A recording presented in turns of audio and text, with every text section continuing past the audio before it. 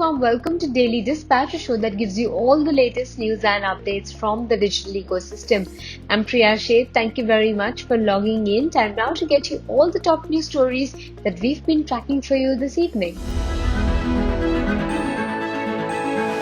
Well, first up, digital payments firm Paytm has narrowed its consolidated loss to rupees 1,704 crore in 2020-2021 from 2,943 crore rupees in 2019-2020. The company has reported narrowing of loss for the second consecutive year in FY21. Now, Paytm slashed marketing costs by about 62% to 533 crore rupees in FY21 from 1,397 crore rupees a year ago. Well, logistics and supply chain startup Delhivery plans to list in India anytime between December 2021 and March 2022. The company is still working out details of the issue, including its size, but reports indicate that it is likely to be about a $400 to $500 million issue. Well, Bengaluru-based agri-tech startup Philo has raised 3 crore rupees from the Indian Angel Network, Titan Capital and Lead Angels. The startup will be using this capital for its expansion to new markets and research and development to support more crops. Well, moving on to the final headline of the day, Bengaluru-based health and wellness marketplace startup Cora Health has raised an undisclosed amount of funding. Now, funds will be used to invest in technology, team hiring and expansion of a network of experts and categories on the platform.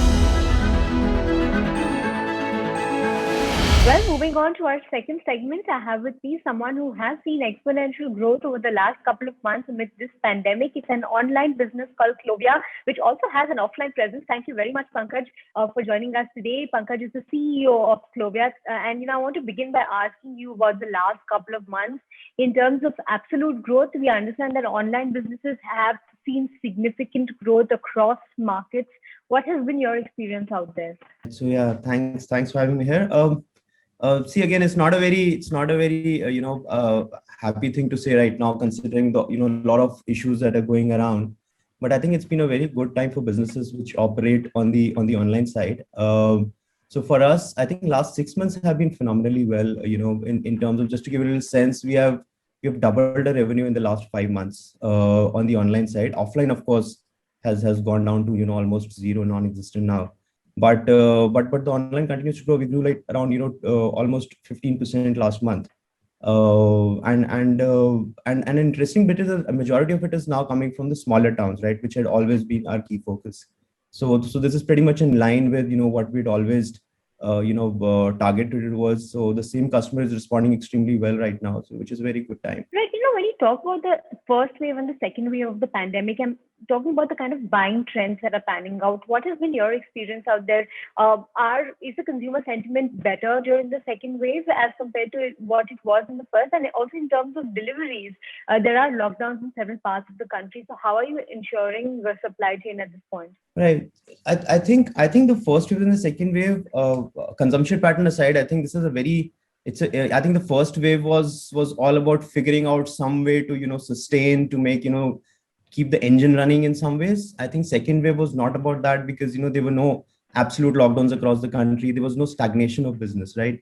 And the only thing is that the second wave has been more about, and as I was sharing with somebody the other day, that first wave was all about IQ, how you survive your business. I think the second wave has been all about EQ, how you make sure that your team is on the safer side, how to ensure, because the second wave also saw a lot more impact coming on people's health. So I think that has, so operations on a more business side, I think operations has been a bigger challenge. Demand definitely has been way higher. The first wave we saw a crazy spurt immediately after the lockdowns were lifted, right? I mean, you could call it pent up demand, revenge buying, whatever you want to call it. But I think the second wave has been predominantly a consistent growth.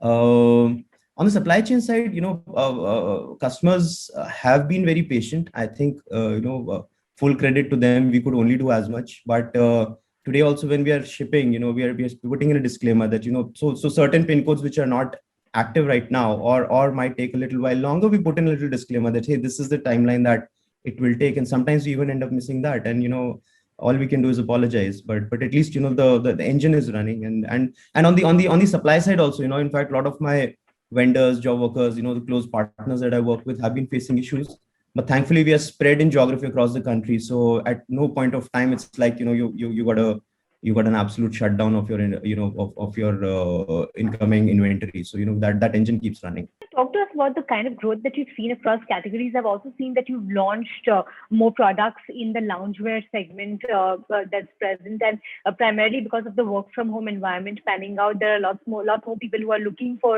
options around the activewear, loungewear category. So, give us some sort of sense in terms of how these categories have grown. So there was this huge and even at very close levels, people would ask us that, definitely the innerwear demand will go down, right? Because people are at home, so not many of them will be wearing innerwear. There were memes around it and a lot of jokes around it.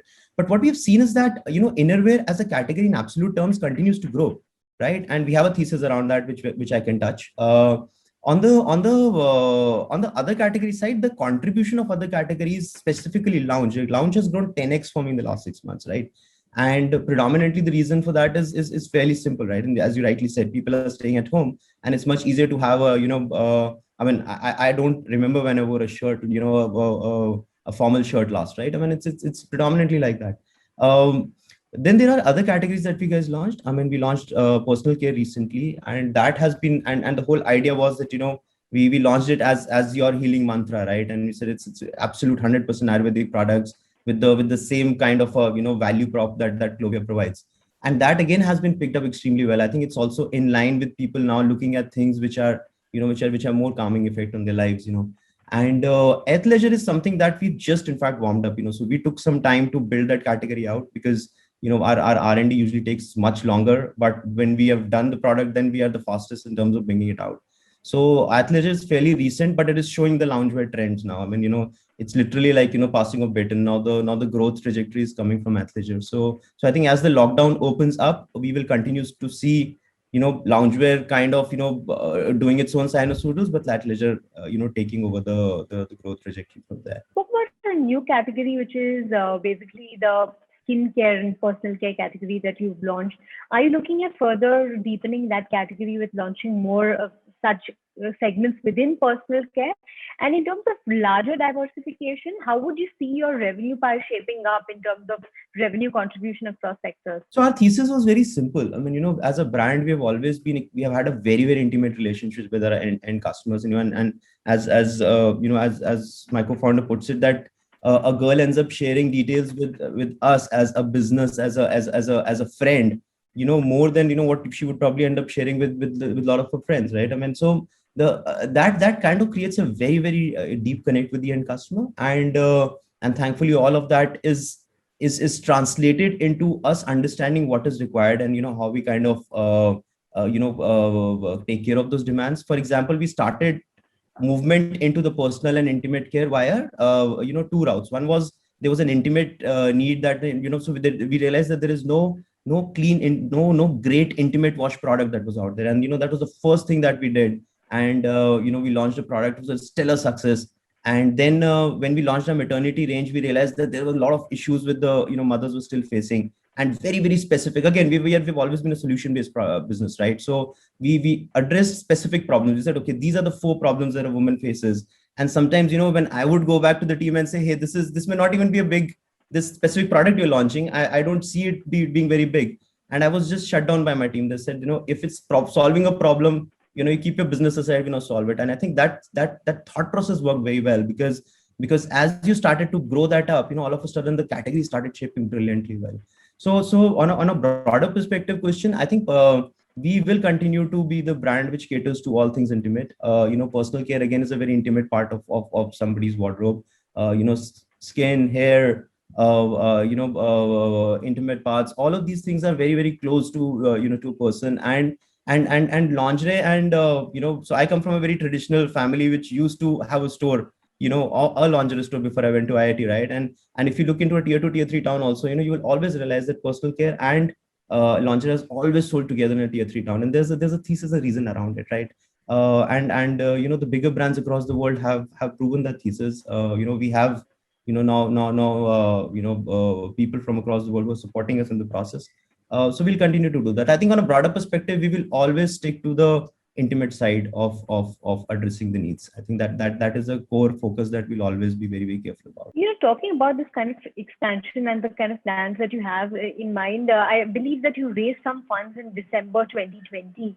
Are you looking at another round of fundraising as we speak, considering that there are a lot of plans both on the expansion side as well as on the diversification side? Right. So I think the good thing is, and as we keep sharing internally, that so fighting a war and having the ammunition, the money to buy the ammunition for the war are two different problems, right? So the good news for us is that we are a profitable business. So we are an EBITDA profitable business. Last year, we made money.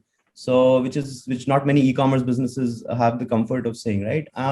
So there's no cash need per se for the business. So whatever revenue, whatever investments we bring in are predominantly for growth. And again, as and when time needs, as and when we think that there is more money required, there are multiple levers to, so capital is not a concern, thankfully, for a business like ours.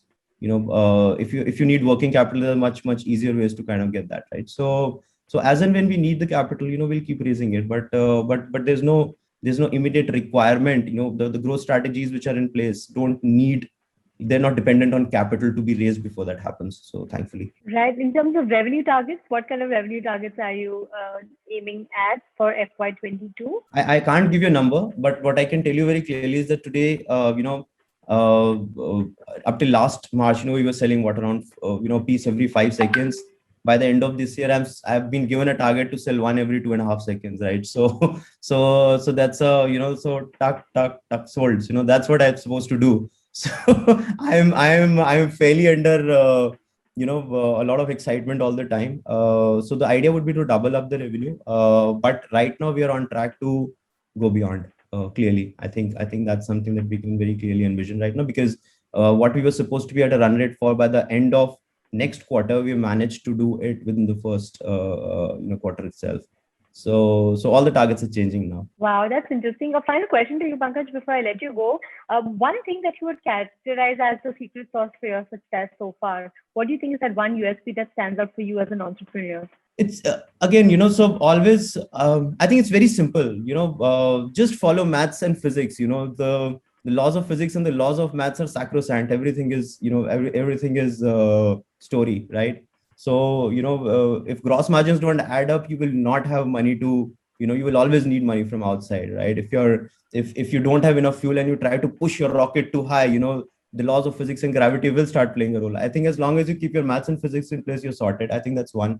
And I think the other and the most important thing that I keep telling, other folks also, whenever, I'm evaluating or helping new businesses, as part of supporting the ecosystem, I keep telling that, that every great business is a phenomenal story, but every phenomenal story may not be a great business. So be a great business, the story will happen on its own. All right. That's a very interesting line. Thank you so much, Pankaj, for joining us today on the Daily Dispatch. It's been a pleasure speaking with you. Thanks so much for your time. Thank you so much.